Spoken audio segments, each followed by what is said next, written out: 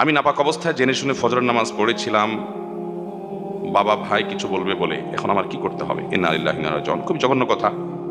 আপনি আপনার বাপে কি বলবে, ভাই কি বলবে, লোকজন কি বলবে, সেই ভয়ে, সেই লজ্জায় গোসল ফরজ হয়েছে, স্বপ্নদোষ হয়েছে, বা যেভাবেই হোক গোসল ফরজ হয়েছে, আপনি এখন ওই অবস্থায় ফজর পড়ে ফেলছেন।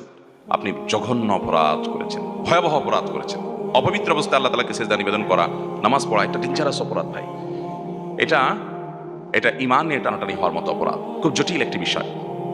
যেহেতু অপরাধ হয়ে গেছে, প্রশ্ন করেছেন, আল্লাহর কাছে অনুতপ্ত হবেন, লজ্জিত হবেন, মাপ চাইবেন, এবং মৃত্যু পর্যন্ত আর জীবনের জন্য কখনো এই ভুল না হয় সে ব্যাপারে সাবধান থাকবেন।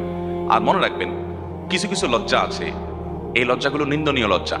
যেমন আপনি কোথাও বেড়াইতে গেছেন আর রাত্রে স্বপ্নদোষ হয়ে গেছে, যেভাবে গোসল ফরজ হয়ে গেছে, এখন চিন্তা করতেছেন এখানে জীবনে কখনো আসি না, বেড়াতে আসছি, এখন কাপড় চোপড়ও আনি নাই, হঠাৎ রাত্রে ছিলাম, হয়ে গেল স্বপ্ন।